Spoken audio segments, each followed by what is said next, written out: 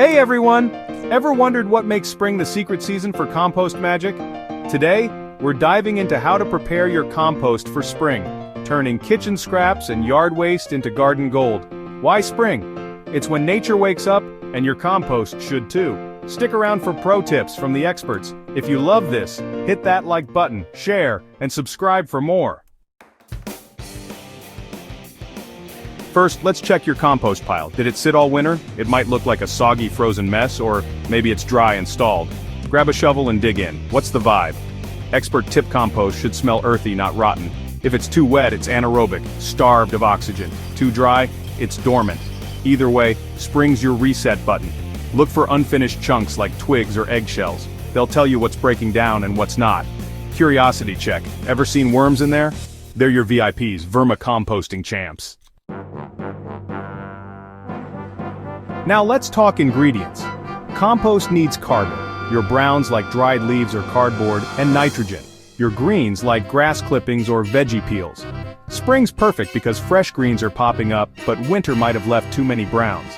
Aim for a 3-to-1 ratio, browns to greens. Pro tip: shred those browns for faster breakdown. Think confetti, not chunks. Got coffee grounds? Toss them in, they're nitrogen rockets. Stir it up like a chef. Why? Oxygen wakes up the microbes that do the dirty work. Curious fact, a hot pile can hit 140 degrees Fahrenheit, nature's slow cooker. Next, grab a pitchfork, it's turning time. Spring compost loves a good flip. Why? Aeration speeds decomposition and stops that swampy stink. Dig deep, mix the edges into the center and fluff it like a giant salad. Expert hack: if it's soggy, add dry straw or sawdust.